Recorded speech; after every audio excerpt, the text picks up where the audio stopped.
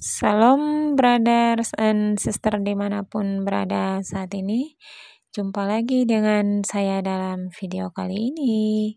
Selamat menyaksikan dari awal sampai akhir ya. Mohon agar tidak di skip. Tuhan Yesus memberkati. Sukacita, Farhanan, ya, maju ke sini, bersaksi kenapa kamu kok terima Yesus. Orang Aceh tuh orang bacok orang. Shalom Bapak Ibu yang terkasih dalam Tuhan Yesus. Terima kasih buat kesempatan untuk bersaksi di hari Raya Paskah ini. Buat Bapak Pendeta, Bapak Pendeta Saifuddin Ibrahim juga. Kalau Bapak Ibu pernah dengar istilah alumni 212, pernah dengar nggak? Pernah dengar? Radikal, sumbu pendek, kadrun, anti Ahok, anti Jokowi. Ini dia orangnya Bapak Ibu. Di depan Bapak Ibu sekali. Gambarnya nggak bisa ditampilkan tadi. Kenapa seorang anti Ahok, anti Jokowi, kadrun, alumni 212 bisa menerima Tuhan Yesus sebagai juru selamat? Amin. Ada 3 alasannya buat hidup saya pribadi Bapak Ibu. Yang pertama itu sumpah Ahok. Ada yang ingat sumpah Ahok di hari pengadilan ya Bapak Ibu? Saya yang demo hari itu Bapak Ibu, pingin Ahok segera dimasukkan ke dalam penjara. Kita mendesak. Begitu dengar sumpah Ahok di bulan Mei 2017, merinding saya Bapak Ibu. Kalau orang lain biasanya di detik-detik akhirnya itu kebanyakan menangis, tapi Ahok tidak. Ahok lantang, merasa dijalimi dan bersumpah satu persatu akan dipermalukan. Merinding saya waktu itu Bapak Ibu. Begitu dengar itu, saya tanya ke Tuhan saya, ya Allah, siapa yang ngasih iman ke Ahok? Kok kuat banget ini orang? Kami jutaan orang loh, demo di Monas Bapak Ibu, berjilid-jilid. Bapak Ibu semua tahu, semua orang tahu kejadian 212 tahun 2016. Semua orang tahu politik Indonesia, sejarah kelam untuk pilkada DKI. Tapi saya termenung. Sorenya saya buka Twitter Bapak Ibu. Saat saya buka Twitter, saya lihat ada satu gambar. Mohon izin saya dari laptop saya.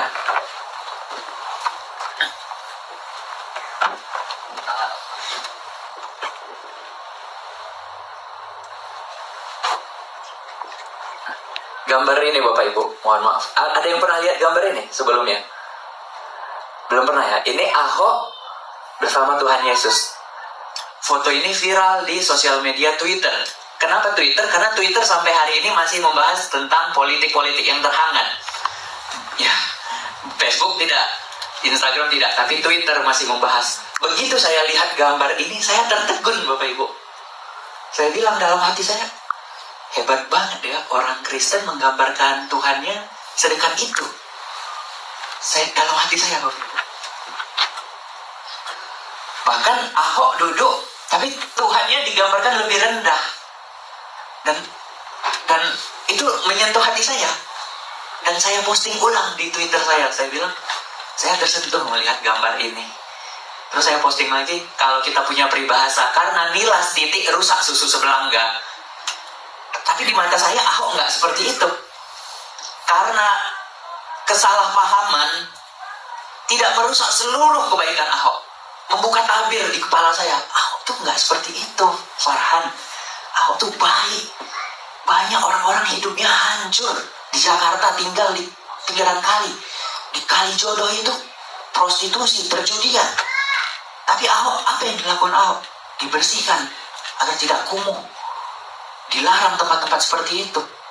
Bahkan mohon maaf, marbot-marbot pembersih-pembersih masjid diumrohkan Bapak Ibu. Tersentuh hati saya. Dan di hari itu juga, mohon maaf, saya tinggalkan kepercayaan saya yang lama Islam. Tahun 2017, tapi saya mengalami pergumulan Bapak Ibu. Apa benar Tuhan Yesus ini Tuhan?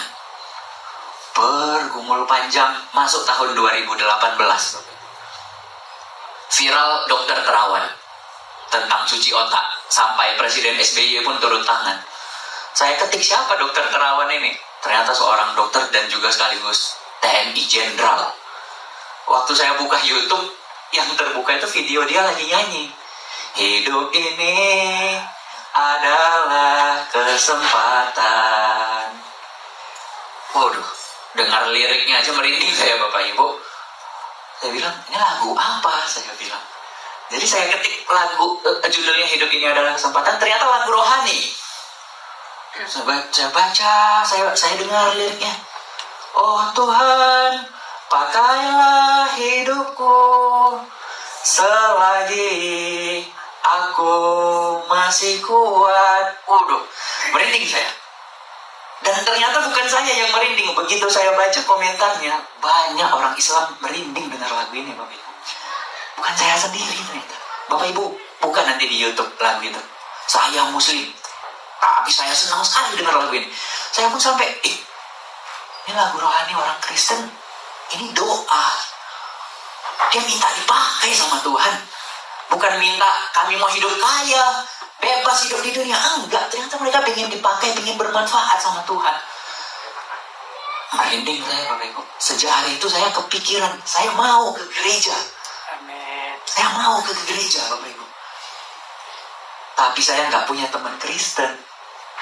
Dan kalau saya pergi ke gereja, saya ada ketakutan kalau mereka ketik. Karena saya sering lihat di depan gereja ada meja Bapak Ibu. Saya pikir isi absen, periksa KTP. Kalau periksa KTP Islam, terus mereka buka Facebook atau buka apa gitu, diketik nama saya Rada Farhan. Mohon maaf belum memperkenalkan diri. Rada Farhan. Ternyata fotonya foto yang kayak tadi, bendera hitam, ada senjata, ada ini itu. Orang kan jadi takut. Nanti dikira mata-mata. Apalagi kasus pengeboman gereja di Indonesia nggak sedikit ya Bapak Ibu. Takutnya menimbulkan trauma.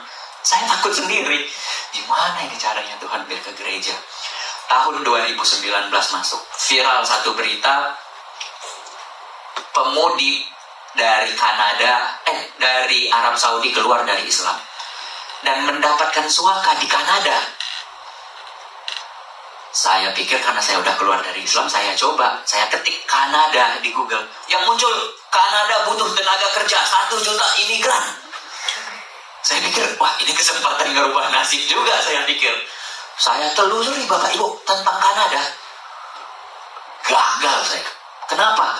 Syarat pertama tuh IELTS, minimal poin 5. Syarat kedua, duit. Nggak ada duit, nggak jadi apapun. Kalaupun ada duit, nggak kepikiran saya ke Kanada Bapak Ibu. Hidup aja kita di Indonesia. Ya kan? Nyerah saya. Tapi saya tiba-tiba dipertemukan dengan orang yang mau ke Kanada Bapak Ibu. Ternyata mereka orang Kristen. Sehingga satu waktu mereka tanya, Farhan, agama kamu apa? Saya bilang, saya nggak percaya Tuhan. Saya bilang waktu itu. Kalau gitu kamu saya ajak ke gereja besok. Gimana? Ayo. Dalam hati saya, ini yang saya tunggu lama. Saya bilang Bapak Ibu. Jadi pergilah kami ke gereja. Ternyata gerejanya ada di dalam mall. Saya bilang, kok kita ke mall? Di lantai paling atas itu gereja, kata dia. Muter, pusing kepala saya Bapak Ibu. Pusing, naik mobil pusing. Tapi begitu masuk gereja, hilang pusing saya. Kenapa Bapak Ibu? Ceweknya cantik-cantik. Iya, ceweknya cantik-cantik. Waduh, hilang pusing saya, langsung ke kamar mandi. Sama kayak waktu kesini, tadi saya nggak langsung masuk ruangan, kamar mandi dulu. Kaca bersih, ya kan? Baru kita cari. Begitu dengar, oh gini ternyata orang Kristen memuji Tuhan, beribadah, menyembah Tuhan. Mereka putar yang banyak banget lagunya Bapak Ibu. Salah satunya tadi, Bless the Lord of my soul, Matt Redman, 10,000 Reasons. Itu lagu yang saya dengar pertama di gereja, di mall itu Bapak Ibu. Yang kedua, lagu Sungguh Indah.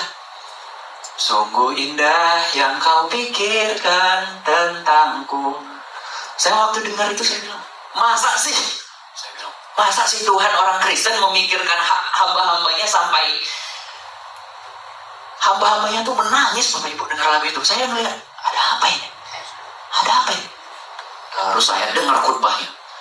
khotbahnya, mohon maaf ya Abi Saifuddin Ibrahim, kalau khotbah kita kan kita nggak boleh ngobrol ya dalam khotbah, tapi di gereja seperti motivasi, bilang sebelah kiri kanan Anda, maju terus bro, semangat terus bro. Kaget saya Pak Pendeta gitu-gituin, maju terus bro. Oh iya maju, semangat terus. Waduh apa nih? Terus pendetanya bilang ada mujizat, ada pemulihan, ada kesembuhan, ada pelepasan. Apa ini saya bilang? Ada apa ini di gereja? Tapi begitu doa Bapak Ibu, doa orang Kristen panjang, dari harga bahan pokok, polisi, tentara, orang-orang kerja di rumah sakit, petani, sampai Presiden Jokowi juga didoain di gereja. Tertegun saya. Yang lebih bikin tertegun, Wakil Presiden Ma'ruf Amin didoain. Wakil Presiden itu tokoh Islam banget Bapak Ibu, ketua MUI, mantan ketua MUI. Waduh, orang Kristen doain orang Islam sampai sebegitunya. Saya nggak pernah dalam sejarah saya beragama sebelumnya mendoakan orang Kristen Bapak Ibu. Tapi orang Kristen doain. Di kesempatan itu saya bilang, kalau memang Tuhan Yesus ada, kasih saya visa Amerika. Saya akan jadi pengikut Kristus. Amin. Saya gituin Bapak Ibu gereja. Dan hari ini saya bawa paspor saya Bapak Ibu.